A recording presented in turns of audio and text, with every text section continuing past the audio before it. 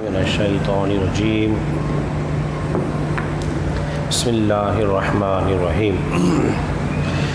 سامنے ذوقار آپ حضرات درس حدیث سماعت کر رہے ہیں اور آج بر اس کتاب سے حدیث نمبر جو ہے وہ 401 ہے۔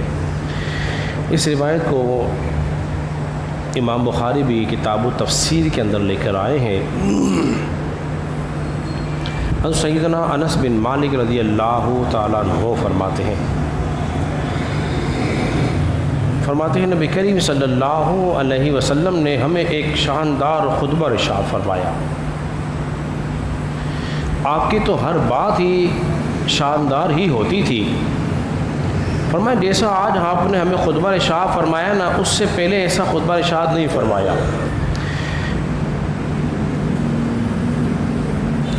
آپ نے ارشاد فرمایا، اے میرے صحابہ، جو کچھ میں جانتا ہوں نا وہ تم نہیں جانتے۔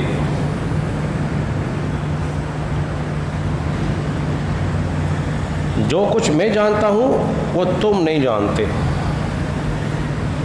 اگر تم وہ جان لیتے وہ جس کا مجھے علم ہے، پھر جانتے ہو تمہاری کیفیت کیا ہوتی کہ تم زیادہ روتے اور کم ہنستے۔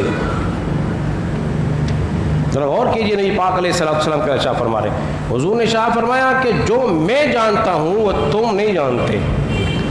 معلوم یہ ہوا کہ واقعی ہمیں علم نہیں ہے، رسول اللہ کو علم ہے۔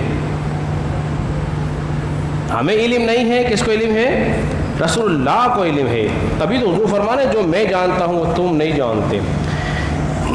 اس لیے کہ نبی پاک علیہ السلام قیامت تک کے ہونے والے حالات سے واقف ہیں اور آپ جانتے ہیں کس کے ساتھ کیا معاملہ ہونا ہے، یہ حضور علیہ السلام جانتے ہیں۔ حضور کے علم میں اور ہمارے علم میں ایک فرق بنیادی طور پر یہ ہے، جو حضور اپنے صحابہ سے فرما رہے تھے وہ یہ تھا کہ میرے صحابہ، تمہیں جو علم حاصل ہو رہا ہے تمہیں سن کے ہو رہا ہے۔ جس طرح میں تمہیں بتا رہا ہوں، تمہیں علم جو حاصل ہو رہا ہے کیسے حاصل ہو رہا ہے؟ بولیے، سن کے ہو رہا ہے۔ نہیں، پاک علیہ السلام کا فرمان کا مطلب یہ تھا، صحابہ تمہیں سن کے حاصل ہو رہا ہے لیکن مجھے دیکھ کے حاصل ہوا ہے۔ اس لیے فرمایا میں جانتا ہوں وہ تم نہیں جانتے۔ واقعی رسول اللہ صلی اللہ علیہ وسلم جو جانتے ہیں وہ ہم بولیے نہیں جانتے۔ ان لوگوں کو سوچنا چاہیے جو کہتے ہیں حضور علیہ السلام کو تو دیوار کے پیچھے کا علم نہیں تھا، معاذ اللہ۔ نہیں، پاک علیہ السلام فرما رہے ہیں جو میں جانتا ہوں وہ تم نہیں جانتے، یعنی کہ میں دیکھ کر جانتا ہوں اور تم سن کے جانتے ہو۔ فرماتے اگر تم جان لیتے، یعنی کہ قیامت کی ہولناکیاں، جہنم کی کتنی وادیاں ہیں، جہنم میں کس کو کیا عذاب دیا جائے گا، اگر تم جان لیتے نا تو پھر تمہارا ہنسنا ختم ہو جاتا، تم روتے ہی روتے رہتے، خوف سے تھر تھر آتے۔ اولیاء اللہ کا بھی معمول یہی تھا کہ وہ کم ہنستے تھے۔ صفات اولیاء اللہ میں سے یہ ہے کہ کم بولنا، کم کھانا، کم سونا اور کم ہنسنا۔ مسجد میں ہنسنے سے قبر میں اندھیرا ہوتا ہے، مسکرانا جائز۔ اس بات کو پیش نظر رکھیے۔ عمر بن خطاب رضی اللہ تعالیٰ عنہ،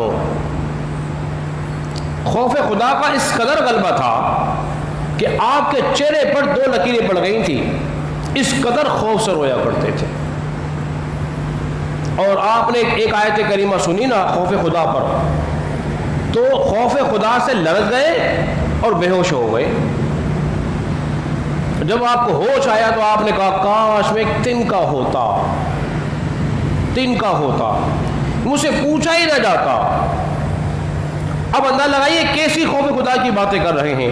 اب جب دنیا میں آئے ہیں تو ہمارے آنے کا کوئی مقصد تو ہوگا، وہ ایک عظیم مقصد ایک ہی ہے، وہ کیا ہے؟ وہ رب کی بندگی ہے، رب کی بندگی ہے، رب کی عبادت ہے، اور عبادت کے ساتھ ساتھ جینے کے ڈھنگ جو میں رسول اللہ نے سکھائے ہیں، جس میں صداقت ہو، امانت ہو، دیانتداری ہو، تکلیف نہ ہو، کسی کو پریشان نہ کیا جائے، ہر ایک کے حقوق کا خیال رکھا جائے، اس طرح زندگی گزارنے سے کیا ہوگا؟